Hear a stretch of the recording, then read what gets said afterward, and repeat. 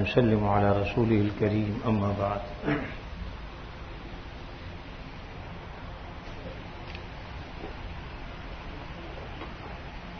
سترویں پارے کے ربوع سے تلاوت کی گئی ہے.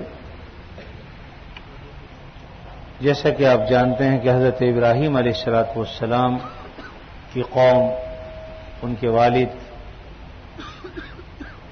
یہ بت پرست تھے. اس لیے حضرت ابراہیم علیہ الصلوۃ والسلام نے اپنے والد کو اور قوم سے مخاطب ہو کر کہا کہ ما هذه التماثيل التي انتم لها عاکفون، کہ تم ان بتوں کی عبادت کیوں کرتے ہو؟ تو انہوں نے جواب دیا قالوا وجدنا آباءنا لها عابدين، ہم نے اپنے بزرگوں کو دیکھا وہ ان کی عبادت کرتے تھے لہذا ہم بھی کرتے ہیں. یعنی کوئی دلیل نہیں ہے سوائے اس کے کہ ان کے بڑے ایسا کرتے تھے لہذا یہ بھی ایسا کرتے ہیں. قال لقد كنتم انتم وآباؤكم في ضلال مبين، اگرچہ تمہارے باپ دادا اور تم خود گمراہی میں ہو تب بھی یہ کام کرو گے. بہرحال ان سے انہوں نے خطاب کر کے بتوں کا باطل ہونا بتایا کہ یہ اس لائق نہیں ہے کہ ان کی عبادت کی جائے. لیکن قوم نے بات نہیں مانی. پھر ایک دن ایسا ہوا کہ ان کے ہاں غالباً کوئی عید کا دن تھا یا کیا، قوم ساری کی ساری کسی میلے میں گئی ہوئی تھی اور حضرت ابراہیم کو بھی وہ لے جانا چاہتے تھے، لیکن انہوں نے کہا کہ میری تو طبیعت ٹھیک نہیں ہے لہذا میں نہیں جانا چاہتا. اور یقیناً جو کچھ وہ قوم کرتی اس سے آدمی روحانی طور پہ بیمار ہو ہی جاتا ہے. اس لیے حضرت ابراہیم علیہ الصلوۃ والسلام کا یہ عذر غلط نہیں تھا. اور جب قوم چلی گئی تو جہاں ان کے سارے بت رکھے ہوئے تھے چھوٹا بڑا، وہاں حضرت ابراہیم علیہ الصلوۃ والسلام داخل ہوئے اور انہوں نے یہ کیا کہ ان بتوں کو کسی کی ناک توڑ دی، کسی کا کان توڑ دیا، کسی کا ہاتھ توڑ دیا. یعنی مختلف جو بت رکھے ہوئے تھے وہ ایک طرح سے توڑ پھوڑ کی ان کے ساتھ. اور ایک بڑا جو وہاں ہتھوڑا رکھا ہوا تھا وہ ان کا سب سے بڑا جو بت تھا اس کے کاندھے پہ رکھ دیا اور یہ کام کر کے چلے گئے.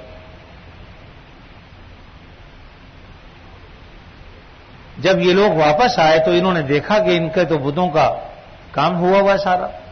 یہ ان کو اپنا خدا مانتے تھے، بت مانتے تھے. اصل میں وہ بھی دکھانا یہ چاہتے تھے کہ یہ ایسوں کو تم نے اپنا معبود بنا رکھا ہے جو اپنی تکلیف بھی دور نہیں کر سکتے. کوئی ان کی پٹائی کرے تو یہ اس کو روک بھی نہیں سکتے، کوئی توڑ پھوڑ دے تو یہ اس کو کچھ کہہ نہیں سکتے. تو ایسے لوگوں کو تم نے اپنا معبود بنایا ہوا، کچھ عقل سے سوچو. یہ وہ چیز تھی جو اصل میں مقصود تھا حضرت ابراہیم علیہ الصلوۃ والسلام کا. چنانچہ جب قوم کھیل کود سے واپس آئی اور اپنی عبادت خانے میں داخل ہوئی، انہوں نے دیکھا کہ بتوں کا معاملہ یہ ہے کہ ٹوٹے پھوٹے پڑے ہیں. اب فکر ہو گئی قالوا من فعل هذا بآلهتنا انه لمن الظالمین، ہمارے معبودوں کے ساتھ یہ کس نے کیا ہے؟ بہت بڑا ظالم ہے وہ جس نے یہ کیا ہے. تو لوگوں نے کہا قالوا سمعنا فتى يذكرهم يقال له ابراہیم، ہم نے ایک نوجوان کے بارے میں سنا ہے جس کو ابراہیم کہتے ہیں کہ وہ ان کے خلاف باتیں کیا کرتا ہے. یعنی بتوں کے خلاف اکثر و بیشتر وہی باتیں کرتا ہے. تو اب انہوں نے کہا قالوا فاتوا به على اعين الناس، جلدی سے بلا کے لاؤ اسے.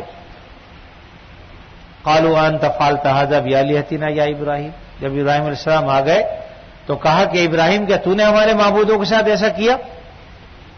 حضرت ابراہیم علیہ السلام نے ایک جواب جو انہیں جو دیا وہ اس لیے تھا تاکہ وہ خود سوچیں. قال بل فعله كبيرهم هذا فاسألوهم ان كانوا ينطقون، کہا کہ ان کا جو بڑا ہے جس کے کاندھے پر یہ ہتھوڑا بھی رکھا ہوا ہے تو اس سے کیوں نہیں پوچھ لیتے؟ ہو سکتا ہے اسی نے سب کی پٹائی کی ہو غصے میں آ کے، کیونکہ یہ بڑا ہے جو سب کا سردار ہے. قال بل فعله كبيرهم هذا فاسألوهم ان كانوا ينطقون، اگر یہ بول سکتے ہیں تو انہی سے پوچھ لو. فرجعوا الى انفسهم، تھوڑی دیر کے لیے سوچا اور دل میں کہا کہ فقالوا انکم انتم الظالمون، کہ تم ہی ظالم ہو اصل. ثم نكسوا على رؤوسهم لقد علمت ما هؤلاء ينطقون، یعنی دل میں تو اعتراف کیا کہ واقعتاً ہم ہی بہت بڑے ظالم ہیں کہ ہم نے ان کو خدا بنا رکھا ہے جو ہمیں یہ تک بھی نہیں بتا سکتے کہ ہمیں مارا کس نے. بچہ چھوٹا سا بھاگا ہوا آتا ہے کہ ابا مجھے فلاں نے مارا ہے، وہ بھی آگے بتا دیتا ہے. لیکن یہ بیچارے ایسے مجہول اور ایسے بالکل یوں کہنے کہ کچھ نہ سمجھنے والے بولنے والے اپنے لوگوں کے ہاتھوں سے بنائے ہوئے اٹھالے ہوئے ہیں کہ وہ بیچارے یہ تک بھی نہیں بتا سکتے کہ ہمیں مارا کس نے. ثم نكسوا على رؤوسهم لقد علمت ما هؤلاء ينطقون. اپنا سر اٹھایا اور کہنے لگے کہ تو جانتا ہے یہ بولتے نہیں ہیں. اب ان کو موقع ملا بات کرنے کا. اصل یہی مقصد تھا. قال افتعبدون من دون اللہ, کہ اللہ کو چھوڑ کر تم ان کی عبادت کرتے ہو. ما لا ينفعكم شيئا ولا يضركم, جو نہ تمہیں ذرہ برابر کوئی نفع دے سکتے نہ نقصان پہنچا سکتے. اگر تمہیں نقصان پہنچنا ہو تو یہ روک نہیں سکتے, اور کوئی نفع تم تک پہنچانا چاہے تو یہ پہنچا نہیں سکتے. اف لکم, افسوس ہے تم پر. ولم تعبدون من دون اللہ, کیوں ایسوں کی عبادت کرتے ہو. فلا تعقلون, تمہارے پاس عقل نہیں ہے. تو یہ اصل میں وہ تبلیغ اور دعوت تھی جو حضرت ابراہیم علیہ السلام نے کی. اب ان کے پاس کوئی جواب تو تھا نہیں, لہذا انہوں نے کہا قلنا قالوا حرقوه وانصروا آلهتكم, ارے بھائی اس کو آگ میں جلاؤ, اگر تم اپنے معبودوں کی مدد کرنا چاہتے ہو تو اس کو جلدی سے بس ایک آگ الاؤ روشن کرو اور اس میں اس کو ڈال دو. وانصروا آلهتكم, اپنے معبودوں کی مدد کرو. یعنی یہاں معبود مدد نہیں کرتے بلکہ تم ان کی مدد کرو. ان کنتم فاعلین, اگر کچھ کرنے والے ہو. قلنا یا نار کونی بردا وسلاما علی ابراہیم, تو ہم نے آگ کو حکم دے دیا کہ آگ ٹھنڈی ہو جا, اور ایسی ٹھنڈی ہو جا جو سلامتی والی ہو. بالکل ایسی ٹھنڈی بھی نہ ہو کہ جس میں انسان جم جائے, وہ بھی تکلیف دہ ہوتی ہے. تو اس لیے فرما کہ یا نارو کونی, یا نار کونی بردا وسلاما, ہو جا ٹھنڈی سلامتی والی علی ابراہیم. چنانچہ یہاں تک اس واقعے کو بیان کیا, اور جیسا کہ آپ جانتے ہیں کہ اللہ تعالیٰ نے پھر آگ کو ٹھنڈا کر دیا. حضرت ابراہیم علیہ السلام کو آگ میں ڈالا. فرشتے چیخ پڑے کہ یا اللہ تیرا خلیل جو ہے اور تیرا دوست وہ آگ میں ڈالا جا رہا ہے. فرمایا کہ جاؤ پوچھو جا کے ان سے کہ اگر انہیں مدد چاہیے تو ان کی مدد کرو, آگ بجھا دو جا کے. فرشتے آئے اور آ کر پوچھا کہ ابراہیم علیہ السلام, میں پانی کا فرشتہ ہوں, یہ فلاں فرشتے ہیں, یہ چاہتے ہیں کہ آپ کا حکم ہو تو اس آگ کو بجھا دیں. فرمایا کہ مجھے تمہاری مدد کی کوئی ضرورت نہیں, میں جس رب کا بندہ ہوں وہ اللہ خود ہی سب کچھ دیکھ رہا ہے, وہ خود کرے گا, مجھے تمہاری مدد کی ضرورت نہیں. منع کر دیا. اسی وجہ سے اللہ تعالیٰ نے انہیں خلیل اللہ کہا ہے کہ اللہ کا دوست. اللہ رب العزت نے خود حکم کر دیا یا نار کونی بردا وسلاما علی ابراہیم. اور جو کچھ ان کے مکر و فریب تھے فجعلناہم الاخسرین, وہ گھاٹے میں ہو گئے اور وہ نقصان میں ہو گئے. اور اسی طرح بعد میں پھر دوسرے انبیاء علیہ السلام کا بھی ذکر فرمایا کہ وَنَجَّيْنَاهُ وَلُوطًا إِلَى الْأَرْضِ الَّتِي بَارَكْنَا فِيهَا لِلْعَالَمِينَ. حضرت نوح علیہ السلام کا, حضرت اسحاق اور دیگر انبیاء علیہ السلام کا یہاں پر ذکر فرمایا ہے. حضرت ایوب علیہ السلام کا بھی مختصر سا ذکر ہے. وَأَيُّوبَ إِذْ نَادَىٰ رَبَّهُ أَنِّي مَسَّنِيَ الضُّرُّ. ایوب علیہ السلام کو جب تکلیف پہنچی تو انہوں نے بھی اللہ کو پکارا کہ یا اللہ مجھے تکلیف پہنچی ہے بہت. وَأَنْتَ أَرْحَمُ الرَّاحِمِينَ, آپ رحم کرنے والے ہیں. فَاسْتَجَبْنَا لَهُ فَكَشَفْنَا مَا بِهِ مِنْ ضُرٍّ. اللہ تعالیٰ نے ان کی دعا کو قبول کیا اور ان کی تکلیف کو دور کر دیا. وَآتَيْنَاهُ أَهْلَهُ وَمِثْلَهُم مَّعَهُمْ رَحْمَةً مِّنْ عِندِنَا. اللہ تعالیٰ نے ان کو جو ان کی اولاد تھی وہ بھی دے دی, ان سے بڑھ کر اور بھی دے دی. اسی طرح ان کے گھر والے بھی انہیں لوٹا دیے پہلے سے زیادہ خوبصورت کر کے. اور اسی طرح حضرت ایوب علیہ السلام جو لاغر ہو گئے تھے, اللہ تعالیٰ نے حکم دیا کہ آگے انشاءاللہ 23ویں پارے میں اس کا ذکر آئے گا کہ ایک چشمہ وہاں پر جاری ہوا, حکم ہوا کہ تم اس میں نہا لو. جب وہ نہائے تو بالکل صحت مند تندرست ہو کے کھڑے ہو گئے. حتیٰ کہ حضرت ایوب علیہ السلام کی جب بیوی بعد میں تشریف لائیں, اب انہوں نے دیکھا ادھر ادھر تو وہ ایوب تو نظر ہی نہیں آئے جو جن کے جسم پر کیڑے تھے اور جو بیمار تھے. یہاں تو انتہائی خوبصورت حسین و جمیل ایک شخص بیٹھا ہوا ہے. تو اب روحانسی ہو گئی اور کہنے لگی کیا تم نے ہمارے بیمار ایوب کو دیکھا ہے؟ حضرت ایوب علیہ السلام سمجھتے تھے کہ اس خاتون نے میری خاطر بہت دکھ جھیلے. سب نے ساتھ چھوڑ دیا تھا لیکن بیوی نے ساتھ نہیں چھوڑا. لوگوں کے گھروں میں جا کے صفائیاں کر کے ان کی خدمت کر کے ان کا بچا کچا لا کر نبی کو دیتے تھے. اللہ کی طرف سے یہ بھی امتحانات ہوتے. اور حضرت ایوب علیہ السلام کو لا کر کھلاتی تھی, پلاتی تھی, ان کے زخم صاف کرتی تھی. یہ ساری خدمات بیوی انجام دیتی تھی. تو جب انہوں نے دیکھا کہ بیوی پریشان ہو رہی ہے تو کہا کہ پریشان مت ہو، میں ہی ایوب ہوں، اللہ تعالیٰ نے کرم کر دیا۔ تو انشاءاللہ وہاں ذکر آئے گا 23ویں پارے میں، وہاں پر اس کا تفصیل سے ذکر کیا جائے گا۔ اسی طرح حضرت اسماعیل اور حضرت ادریس اور ذوالکفل ان کا بھی یہاں پر کچھ ذکر فرمایا۔ اور پھر حضرت یونس علیہ الصلوۃ والسلام جن کو مچھلی والا نبی کہا جاتا ہے، وَظَنُّونَ إِذ ذَّهَبَ مُغَاضِبًا فَظَنَّ أَن لَّن نَّقْدِرَ عَلَيْهِ فَنَادَىٰ، ان سے جو ایک معاملے میں ایک غلطی سرزد ہو گئی تھی، اصل میں وہ غلطی بھی نہیں کہنی چاہیے بلکہ کچھ غلط فہمی تھی، جس کی بنا پہ حضرت یونس علیہ الصلوۃ والسلام نے یہ سمجھا کہ میں نے انہیں کہہ دیا ہے کہ 3 دن میں عذاب آنے والا ہے، اور بظاہر یہاں کوئی امکان نظر نہیں آ رہا، تو ان کے ہاں یہ تھا کہ جو جھوٹ بولتا تھا اسے قتل کر دیتے تھے۔ تو اس خوف سے کہ ایسا نہ ہو کہ نہ آئے، تو وہاں سے بستی سے نکل گئے اور نکل کر ایک جگہ پہنچے، وہاں پر جہاز کھڑا تھا، وہ جانتے تھے ان کو، انہوں نے جب دیکھا تو انہوں نے جہاز میں سوار کرا لیا۔ اب جب دریا کے بیچ میں وہ کشتی پہنچی تو وہ ڈولنے لگی اور ڈوبنے لگی۔ تو جو ملاح تھا کشتی کا، اس نے کہا کہ وہ کوئی بھاگا ہوا غلام تو نہیں ہماری کشتی میں جس نے مالک کو ناراض کیا ہو؟ اگر ایسا ہے تو خدا کے لیے اپنے آپ کو پیش کرے۔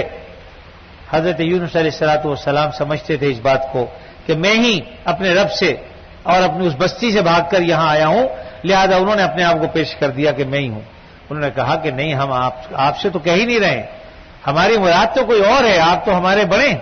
یعنی وہ جانتے تھے، سمجھتے تھے ان کو، تو اس لیے انہوں نے کہا کہ نہیں، آپ سے مراد، یہاں جب ہم کہہ رہے ہیں تو آپ نہیں اس سے مراد۔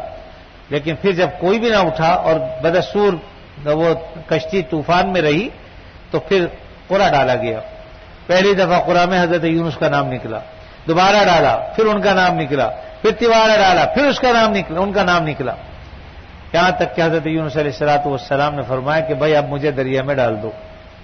چنانچہ دیکھیے اللہ تعالیٰ کی قدرت کام کرتی ہے، وہ مچھلی جسے نہ جانے کب سے اللہ نے حکم دے رکھا تھا کہ تو یہاں پر کھڑی رہے، ہمارا ایک بندہ آئے گا اور تو نے اسے نگلنا ہے، لیکن خبردار اس کا بال بیکا نہیں ہونا چاہیے، ذرہ برابر اسے نقصان نہیں پہنچنا چاہیے۔ وہ آئے گا ضرور تیرے پیٹ میں، لیکن تیری غذا نہیں، غذا نہیں ہے تمہاری۔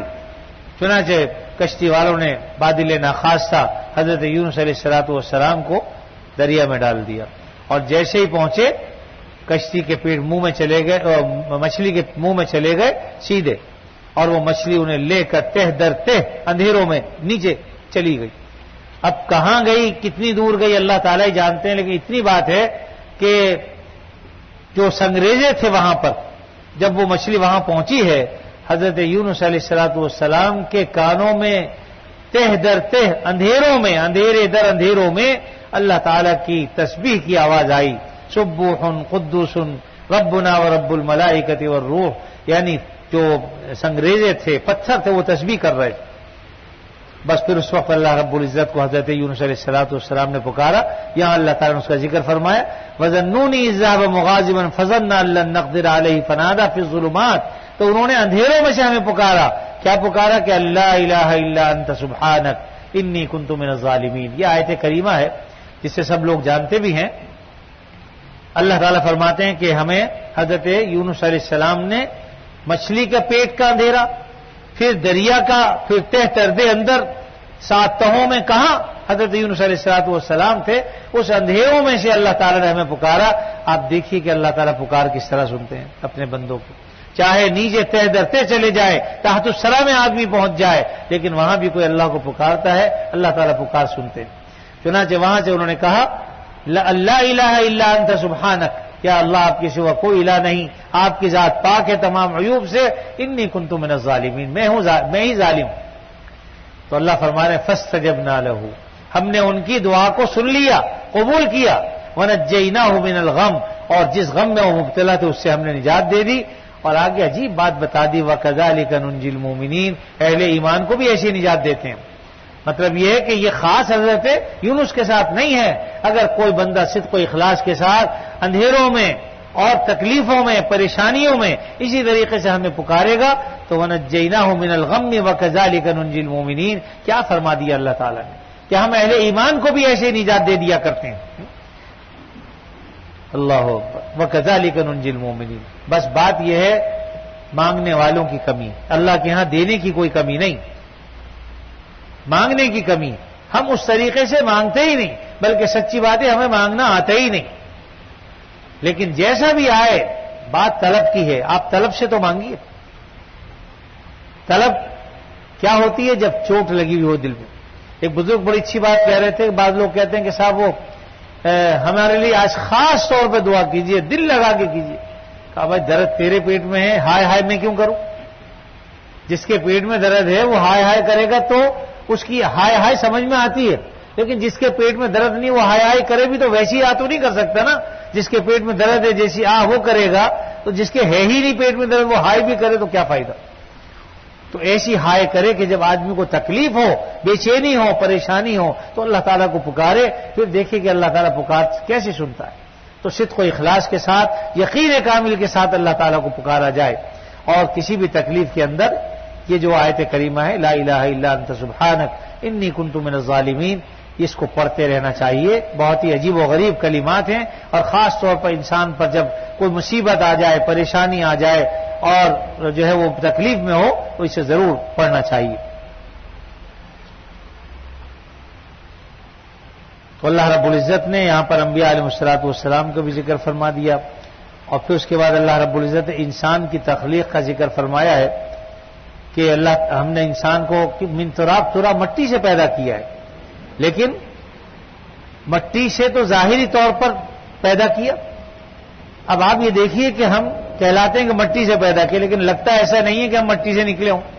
بظاہر تو یہ ایسا ہے کہ ایک مرد اور عورت کے ملاپ سے نطفہ پیدا ہوتا ہے، اور پھر اس نطفے کو اللہ نے یہاں پر ذکر کیا کہ یا ایھا الناس ان کنتم فی ریب من البعث فانا خلقناکم من تراب، اگر تمہیں شک ہے کہ تم دوبارہ اٹھائے جاؤ گے تو دیکھو ہم نے تمہیں پیدا کیا من تراب، مٹی سے، ثم من نطفہ، اور پھر اصل میں مٹی سے اس لیے کہہ دیا کہ جتنی بھی چیزیں انسان کھاتا ہے سب مٹی سے حاصل ہوتی ہیں۔ اگر کسی نے فروٹ کھایا کہاں سے نکلا؟ مٹی سے۔ کسی نے دودھ پیا تو چارہ کھا کر جو بھینس دودھ دے رہی ہے تو اصل میں وہ چارہ کہاں سے نکلا؟ مٹی سے۔ یہ ساری چیزیں اور جو ہم کھاتے پیتے ہیں ان تمام چیزوں کے، کچھ دال کھا رہے ہیں، چاول کھا رہے ہیں، مختلف چیزیں ہیں، اور خون پیدا کرنے والی چیزیں کھا رہے ہیں، ان سب سے کیا بنتا ہے؟ خون بنتا ہے۔ خون سے جو ہے وہ منی کا ایک قطرہ بنتا ہے۔ 100 خون کے قطرے ہوں تو ایک قطرہ جو ہے وہ منی کا ہوتا ہے، اور پھر اللہ تعالیٰ اسی کے ذریعے سے نطفہ اس کو ٹھہرا دیتے ہیں۔ پھر اس کے اندر جو ہے وہ اللہ تعالیٰ عورت کا جو ماہواری نظام ہے اسی کو وہ جمع و خون ہو جاتا ہے، لوتھڑا بن جاتا ہے، اس میں پھر ایک مدت کے بعد اللہ تعالیٰ جان ڈال دیتے ہیں۔ پھر اسی کے اندر، یعنی اصل تو ہے پانی، لیکن اس پانی پر اللہ تعالیٰ کیسی کاریگری کرتے ہیں کہ اس میں ناک بھی بناتے ہیں، کان بھی بناتے ہیں۔ کوئی پانی پر کاریگری کر کے تو دکھائے، جاؤ دریا میں، شہر اور ندی میں اور کہیں بھی پانی لا کے اس پہ کوئی شکل بنا کے دکھائیے، لیکن اللہ تعالیٰ کیسے کاریگر ہے؟ پانی پر اللہ تعالیٰ صورت بنا دیتے ہیں۔ یہ نطفہ یہ پانی ہی تو ہے، اور ہے کیا؟ گندا پانی، ایسا ذلیل قطرہ کہ نکل جائے تو انسان ناپاک، مسجد میں داخل نہیں ہو سکتا، قرآن کو چھو نہیں سکتا، پڑھ نہیں سکتا، ناپاکی کی حالت میں۔ تو اللہ رب العزت نے الم یکن نطفۃ من منی یمنا، اللہ تعالیٰ فرماتے ہیں کیا تو ایک ناپاک نطفہ نہیں تھا منی کا؟ اور ایک جگہ فرماتے ہیں یا ایھا الانسان ما غرک بربک الکریم، اپنے رب سے کرتا ہے الذی خلقک فسواک فعدلک فی ای صورت ما شاء رکبک، جس صورت میں اللہ نے چاہا تجھے بنا دیا، اپنے رب سے کرتا ہے تو۔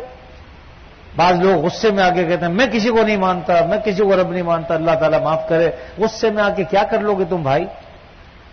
کیا پہاڑ جتنی بلندی تک جا سکتے ہو؟ کیا ٹھوکر مار کر جو ہے وہ زمین میں سوراخ کر سکتے ہو؟ کر کیا سکتے ہو؟ یہ غصہ تمہارے اپنے اوپر پلٹے گا، خود ہی غصے میں آ کر خراب ہو جاؤ گے۔ اللہ تعالیٰ کا کچھ نہیں بگاڑ سکتا کوئی۔ اس لیے بیکار میں اللہ تعالیٰ پر غصہ نہ کرو، بلکہ اپنی کوتاہیوں کو دیکھا کرو کہ ہم میں کیا کوتاہی، ہم نے کیا غلطیاں کی، ہم کیا حق ادا کرتے ہیں اپنے مالک کا۔ تو پھر جب غلطی کا احساس ہو تو توبہ و استغفار کرنی چاہیے۔ بہرحال اللہ تعالیٰ فرما رہے ہیں کہ انا خلقناکم من تراب، ساری چیزیں انسان جو کھاتا ہے اس سے خون بنتا ہے، تو اصل تو مٹی سے نکلی ہوئی چیزیں جس سے خون بنا، اور یہی وجہ ہے کہ جب انسان مرتا ہے تو مٹی بن جاتا ہے، آپ قبر کھود کے دیکھیے کچھ عرصے کے بعد لاش جو ہے مٹی میں بدل جائے گی، ختم. اور کچھ اور عرصے بعد دیکھیں گے تو ہڈیوں کا بھی ایسا برادہ بن جائے گا کہ پوچھئے نہیں. انتہائی باریک صفوف جو بڑی بڑی ہڈیاں ہیں ان کو بھی دیکھیں گے سکڑ کے اتنی اتنی سی ہو جائیں گی، مرغی کی ٹانگ جتنی. انسان کی اتنی بڑی ٹانگ ایک عرصے کے بعد قبر میں پڑی پڑی سکڑ سکڑ کے مرغی کی ٹانگ بن جائے گی. اور مرغی کی ٹانگ کہاں جائے گی سوچیے. تو مٹی سے ہی سب چیزیں نے جنم لیا ہے، پیدا ہوئی یہ سب چیزیں. تو اللہ نے اس کو یہ فرمایا کہ انا خلقناکم من تراب ثم من نطفہ ثم من علقہ، یعنی پہلے مٹی سے جو غذائیں حاصل ہوئیں اس سے جو ہے نطفہ، ثم من علقہ جمع ہوا، ثم من مضغہ مخلقہ وغیر مخلق. اللہ تعالیٰ نے پھر اس کے اندر اس کی شکل بناتے ہیں اور یہ ساری چیزیں جو ہے اللہ رب العزت جو ہے پیدا کرتے ہیں. وَنُقِرُّ فِي الْأَرْحَامِ مَا نَشَاءُ إِلَىٰ أَجَلٍ مُّسَمًّى ثُمَّ نُخْرِجُكُمْ طِفْلًا، پھر ایک بچہ پیدا ہوتا ہے. یہ سارے مرحلے 9 مہینے سے گزار کے کوئی 7ویں مہینے میں کوئی 8ویں مہینے میں کہ اکثر جو ہے وہ عام طور پر عادت یہ ہے کہ 9ویں مہینے میں ایک پیدائش بچے کی ہوتی ہے. ثُمَّ نُخْرِجُكُمْ طِفْلًا، پھر بحیثیت طفل کے بچے کے وہ پیدا ہوتا ہے. ثُمَّ لِتَبْلُغُوا أَشُدَّكُمْ، اور پھر آہستہ آہستہ پروان چڑھتے چڑھتے بالغ ہو جاتا ہے اور جوانی کو پہنچ جاتا ہے. وَمِنْكُمْ مَن يُتَوَفَّى، ان میں سے بہت سے مر جاتے ہیں، جوانی تک بھی نہیں پہنچتے، بچپن ہی میں مر جاتے ہیں، پیدا ہوتے ہی مر جاتے ہیں، بعض ماں کے پیٹ میں مر جاتے ہیں، بعض جو ہے مہینے 2 مہینے میں، بعض سال میں، کوئی 10 سال میں، کوئی 15 سال میں. یعنی اللہ نے جتنا جس کا وقت لکھا ہے. وَمِنْكُمْ مَن يُتَوَفَّى وَمِنْكُمْ مَن يُرَدُّ إِلَىٰ أَرْذَلِ الْعُمُرِ، اور بہت سے ایسی لمبی عمر پاتے ہیں کہ 90-95 برس کی عمر ہو گئی لیکن ماشاءاللہ نماز پڑھنے بھی ہمارے یہاں آتے ہیں. ایک صاحب 95 سال کے 90 سال کے ہیں. اللہ تعالیٰ جسے توفیق دے اس عمر میں حواس کا برقرار رہنا، اپنے ٹانگوں پر کھڑا ہونا، چل کر مسجد میں آنا، اتنی بڑی نعمت ہے کہ پوچھئے مت. کتنی بڑی، جتنا بھی رش کیا جائے کم. بس اللہ سے دعا یہ کرنی چاہیے اللہ تعالیٰ عمر طویل دے، صحت کے ساتھ، عافیت کے ساتھ، ایمان کے ساتھ. صحت، عافیت، ایمان کی سلامتی اگر ہے تو آپ صلی اللہ علیہ وسلم نے فرمایا کہ لمبی عمر کا ہونا اہل ایمان کے لیے یہ بہت بڑی نعمت. لیکن ایمان کے ساتھ. اگر ایمان نہیں، کیونکہ ایمان ہے تو اچھے اعمال ہوتے رہیں گے، اور جتنا جو ہے وہ انسان کی لمبی عمر ہوگی، ایمان ہوگا اور اعمال زیادہ ہوں گے، اتنے اس کے درجات بلند ہوں گے. اور پھر اللہ رب العزت کا وہ ایک قیدی ہوتا ہے دنیا کے اندر جب اتنی عمر میں پہنچ جاتا ہے. اس کو فرمایا کہ وَمِنْكُمْ مَن يُرَدُّ إِلَىٰ أَرْذَلِ الْعُمُرِ لِكَيْ لَا يَعْلَمَ بَعْدَ عِلْمٍ شَيْئًا، ہم ایسی عمر میں پہنچا دیتے ہیں کہ جوتی رکھتا ہے اس گیٹ پہ، تلاش اس گیٹ پہ کر رہا ہوتا ہے. ایک صاحب یہاں آیا کرتے تھے، بیچارے بس اللہ تعالیٰ ان کی مغفرت کرے، بہت عرصہ گزر گیا اب تو چلے گئے یہاں سے، لیکن آتے تھے، بہت ضعیف تھے. میں ان کو اکثر دیکھتا تھا کہ ادھر ادھر مسجد میں دوڑ رہے ہوتے تھے. ان سے پوچھا کیا بات ہے کیا، تو کہتے تھے بیٹا جوتی رکھ کے بھول گیا ہوں اپنی. تو پھر تلاش کر کے ان کو جوتیاں دیتے تھے. کبھی ہمارے گھروں کی طرف آ جاتے تھے اور دروازہ کھٹکھٹاتے کہتے شکیلا باہر نکل، شکیلا. ارے بھائی کس کو تلاش کر، میری بیٹی اندر گئی ہے. اب بیچاروں کا دماغ کام نہیں کر رہا ہوتا تھا. تو ایسی عمر کو انسان پہنچ جاتا ہے. تو اللہ تعالیٰ فرمایا وَمِنْكُمْ مَن يُرَدُّ إِلَىٰ أَرْذَلِ الْعُمُرِ، ہم ایسی عمر میں انسان کو پہنچا دیتے ہیں لِكَيْ لَا يَعْلَمَ مِن بَعْدِ عِلْمٍ شَيْئًا، کہ بعد میں پھر رکھی ہوئی چیز کا بھی اسے علم نہیں ہوتا، بھول جاتا ہے. اللہ. بہرحال یہ اللہ تعالیٰ نے انسان کے لیے ان تمام مرحلوں کا ذکر کیا ہے کہ تم اللہ تعالیٰ سے باغی مت ہو، اللہ کی فرما برداری کرو، اس کی اطاعت کرو، قرآن مجید کو پڑھو، سمجھو. یہاں تو بہت مختصر سی باتیں میں اچٹتی سی کہہ دیتا ہوں، لیکن اس میں اگر آپ غور کریں گے آیتوں میں اور ترجمہ پڑھیں گے، پھر اس کی تشریح پڑھیں گے تو مستند ترین تراجم بھی ملتے ہیں اور جو ہے وہ تفسیر بھی ملتی ہیں. تو اس کو پڑھیے، پڑھ کر تاکہ آپ سمجھیے کہ قرآن مجید ہے کس لیے. مجھے تو حیرت ہوتی بعض اوقات کسی کو ایک تسبیح بتاؤ چھوٹی سی، وہ بیچارہ تسبیح نہیں پڑھ سکتا. اب جو تسبیح نہیں پڑھ سکتا وہ قرآن مجید کیا پڑھے گا، مجھے بتائیے. ایک صاحب ہمارے ہاں ایک زمانے میں المعہد الاسلامی کے نام سے تعلیم بالغاں کا ایک سلسلہ شروع ہوا تھا مغرب کے بعد. ایک صاحب کی عمر 80-85 سال کی تھی اور اس میں قرآن مجید پڑھایا جاتا تھا. تو جب ان کو اتفاق سے وہ کلاس میرے پاس تھی، مغرب کے بعد ہوتی تھی، تو جب ان کو پڑھایا تو پتہ چلا کہ ان بیچاروں کو کچھ آتا ہی نہیں ہے. میں نے کہا آپ نماز میں کیا پڑھتے ہیں؟ تو نماز میں کہنے لگا بس مجھے قل هو اللہ آتی ہے. میں نے کہا چلیں شکر ہے. اتنی آتی. پھر ایک دن پتہ چلا وہ آئی نہیں. میں نے کہا خیریت تھی, طبیعت ٹھیک ہے آپ کی؟ کہاں کہاں کل قرآن خوانی میں گئے تھے. میں نے کہا آپ نے وہاں کیا پڑھا؟ آپ کو جب آتا ہی نہیں ہے تو قرآن خوانی کہتے ہیں بس میں تو انگلیاں پھیر کے آ جاتا ہوں. تو یہ رسومات ہم انجام دیتے ہیں اور بات یہ ہے کہ اندر کچھ نہیں ہوتا. آپ اخلاص کے ساتھ سورہ اخلاص پڑھ لیجئے 3 دفعہ. سورہ اخلاص کے ساتھ پڑھ لیجئے, بس کافی ہے. پورا قرآن چاہے ختم نہ کریں. یعنی جو رسمی طور پہ جب ہم قرآن خوانیاں کرتے ہیں نا, اس کا شرعی حکم کوئی نہیں ہے, برکت کے لیے کرنے میں مذائقہ نہیں, لیکن اپنے 2 احباب کو بلا لیجیے جو مخلص ہیں, اور اس میں ایسے لوگوں کو مت بلائیے کہ جن کو بلا کر آپ نے شیرینی بانٹنی ہو, 500 روپے ان کو فیس بھی دینی ہو. تو یہ جو کام ہے نا یہ صحیح نہیں. میں تو جو آتا ہے اسے منع کر دیتا ہوں کہ ہمارے ہاں یہ کھیل نہیں کھیلا جاتا. خود پڑھو بھائی, آپ تھوڑا سا پڑھ لیجیے, 1 رکوع پڑھ لیں, ارے اخلاص کے ساتھ پڑھو, دیکھیے کیسی برکت ہوتی ہے. سال میں 1 دفعہ قرآن خوانی کرا لی اور سارے سال گانے اور فلمیں چلتی ہیں, اس گھر میں کیا برکت آئے گی؟ مجھے بتائیے تو صحیح. ہے تو اللہ کے کلام کے ساتھ مذاق. آپ روزانہ پڑھیں قرآن مجید, تھوڑا سا پڑھیں, 1 رکوع پڑھیں, 2 رکوع پڑھیں. گھر میں جتنے افراد ہیں سب کو کہو بیٹا پڑھو. بیوی ہے تو اس سے بھی کہیں, دوسروں کو بھی کہیے, تاکہ تھوڑا تھوڑا قرآن مجید پڑھیں. خود پڑھیں گے انشاءاللہ خوب خیر اور برکتیں آئیں گی. اب جو آدمی پڑھی اس لیے رہو کہ یار چلو دعوت کھانے کو ملے گی, بعد میں لڈو مل جائیں گے, بعد میں کچھ اور پیسے بھی ہو سکتا ہے چلتے ہوئے دے دیں, پکڑا دیں, تو ایسی صورت میں نہ پڑھنے والے کو کوئی ثواب ہے نہ پڑھانے والے کو کوئی ثواب ہے, اور کسی کو بخشوا رہے ہیں تو اس کو بیچارے کو بخشا بھی نہیں جائے گا, اس لیے کہ اخلاص کے ساتھ پڑھائی نہیں. ذرا ہم سوچیں تو صحیح, ہم جا کر رہے ہیں. نبی کریم صلی اللہ علیہ وسلم کے زمانے میں کوئی ایک ثابت کر دے کہ آپ صلی اللہ علیہ وسلم نے مرنے کے بعد کبھی اعلان کیا ہو کہ آؤ بھائی قرآن خوانی میں جمع ہو جاؤ. یہاں اگر کسی کو منع کریں تو کہتے ہیں یہ قرآن خوانی سے منع کر رہا ہو. بات قرآن خوانی کی نہیں ہے, اس سے منع نہیں کرتے, لیکن مرنے کے بعد اصل یہ ہے کہ اصل تو یہ ہے کہ جو مرنے والا ہے وہ اچھے اعمال کر کے جائے. اصل تو یہی ہے. اگر اس کے اچھے اعمال نہیں ہیں تو بات یہ ہے کہ مرنے میں چند دن میں تو لوگ جو ہے نا صرف دیکھم داخی کر لیتے ہیں کہ لوگ بولیں گے بھائی اس کا سوئم نہیں ہوا, تیجا نہیں ہوا.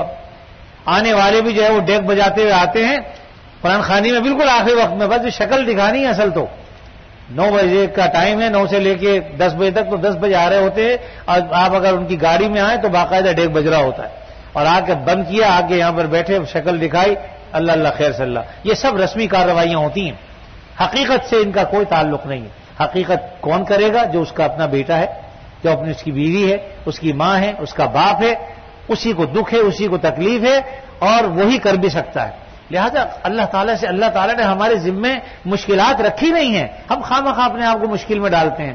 آپ سورہ اخلاص پڑھیے, سبحان اللہ پڑھ لیجئے, لا الہ الا اللہ محمد الرسول اللہ پڑھ لیجئے, درود شریف پڑھ لیجئے, اور پڑھ کے اس کا ثواب بخشیے. اللہ ہم نے پڑھا ہے, اس کا اجر و ثواب میرے والد کو پہنچا دی. ایسا آسان طریقہ ہم نے چھوڑ کر مشکل کو اپنا رکھا. تو بہرحال اس وقت وہ موضوع نہیں ہے, بات درمیان میں آگے کہ قرآن مجید پڑھیے. اللہ تعالیٰ نے یہ ہمارے لیے نازل کی ہے. 30 پاروں کی جو کتاب ہے یہ اس لیے نہیں ہے کہ اس کو خالی ہم سر پہ رکھ لیں, چوم لیں, ایسی جگہ پہ رکھیں کہ ہاتھی نہ جائے, سب سے اونچی جگہ پہ رکھتے ہیں, اور غلاف بھی خوب اچھا خوبصورت چڑھاتے ہیں. سب چیزیں ٹھیک ہیں, لیکن اصل ادب اس پر پڑھ کر عمل کرنا ہے. یہ ادب ہے اس کا. خالی غلاف, ریشمی غلاف میں اس کو چڑھا دینا یہ ادب نہیں ہے. بعض لوگ بہت ادب کریں گے, جناب پیٹ نہ ہو, مسجد میں پڑھتے ہی نہیں اللہ کے بندے, بس پہلی صف میں بیٹھے ہیں, پڑھ رہے ہیں تو پڑھ رہے ہیں, ورنہ پڑھتے ہی نہیں. یاد رکھیے یہ کوئی ادب نہیں. اللہ تعالیٰ اگر توفیق دے, حرمین شریفین جاتے ہیں, سعودیہ جاتے ہیں, وہاں جائیے, پوری مسجد الحمدللہ بھری ہوئی ہوتی ہے. اور خاص طور پر جمعے کے اندر یہ منظر مجھے نظر آیا کہ جتنے لوگ بیٹھے ہوئے سب کے ہاتھ میں قرآن مجید ہے, 1 صفحے یا 100 صفحے ہیں, سب کے سب, اور وہاں پر سورہ کہف کی تلاوت ہو رہی ہے. یہ جس کا بھی دل چاہ رہا قرآن مجید جہاں سے پڑھ رہا ہے, تو بہرحال قرآن مجید بھائی پڑھنے کی چیز ہے, اور سمجھنے کی چیز ہے, اور اس پر عمل کرنے کی چیز ہے. اللہ تعالیٰ مجھے بھی عمل کی توفیق دے, آپ کو بھی اور تمام مسلمانوں کو. وآخر دعوانا الحمدللہ رب العالمین. الحمدللہ رب العالمین والعاقبۃ للمتقین والصلاة والسلام علی رسولہ الکریم سیدنا مولانا محمد وعلی آلہ واصحابہ اجمعین.